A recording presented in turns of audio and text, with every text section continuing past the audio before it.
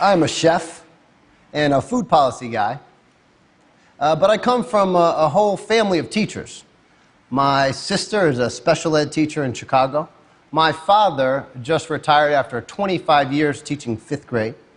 My aunt and uncle were professors. My cousins all teach. Everybody in my family basically teaches except for me.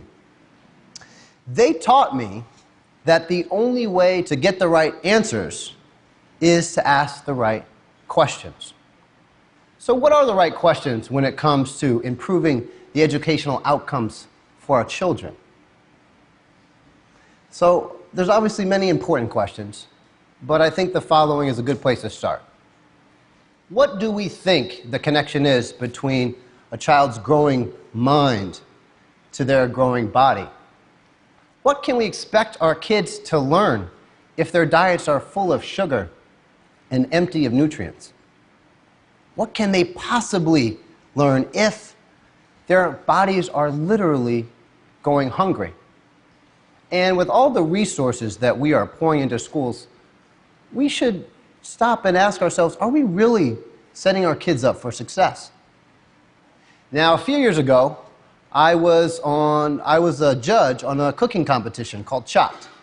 4 chefs compete with mystery ingredients to see who can cook the best dishes. Except for this episode, it was a very special one. Instead of 4 overzealous chefs trying to break into the limelight, something that I would know nothing about, these chefs were school chefs. You know the women that you used to call lunch ladies? But the ones that I insist we call school chefs. Now these women, God bless these women, they spent their day cooking for thousands of kids, breakfast and lunch, with only $2.68 per lunch, with only about $1 of that actually going to the food. Now in this episode, the main course mystery ingredient was quinoa. Now I know it's been a long time since most of you have had a school lunch, and we've made a lot of progress on nutrition, but quinoa still is not a staple in most school cafeterias. So this was a challenge. But the dish that I will never forget was cooked by a woman named Cheryl Barbara. Cheryl was the nutrition director at high school in the community in Connecticut. She cooked this delicious pasta. It was amazing. It was a pappardelle with Italian sausage, kale, Parmesan cheese. It was delicious, like restaurant quality good, except she basically just threw in the quinoa pretty much uncooked into the dish. It was a strange choice, and it was super crunchy. So I took on the TV sort of accusatory judge thing that you're supposed to do, and I asked her why she did that. Cheryl responded, well, first, I don't know what quinoa is, but I do know that it's a Monday, and that in my school, at high school in the community, I always cook pasta. See, Cheryl explained that for many of her kids, there were no meals on the weekends. No meals on Saturday.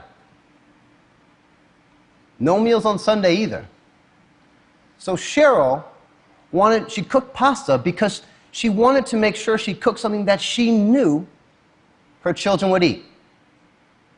Something that would stick to their ribs, she said. Something that would fill them up.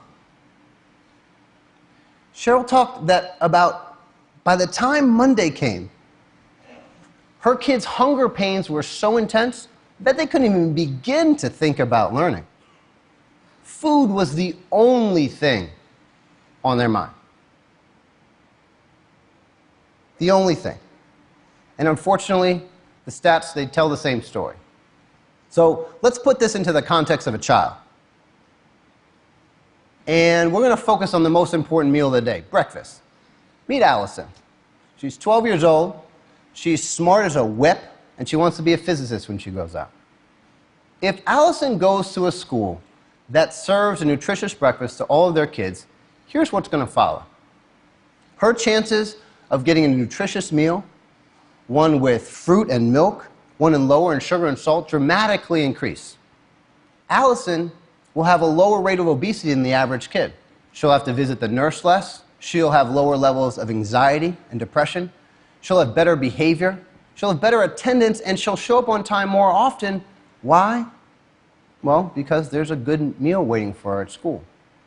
Overall, Allison is in much better health than the average school kid.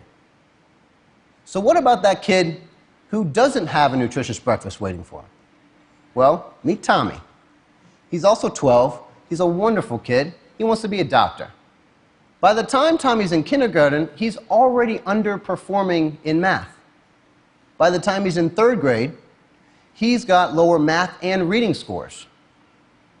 By the time he's 11, it's more likely that Tommy will have to have repeated a grade.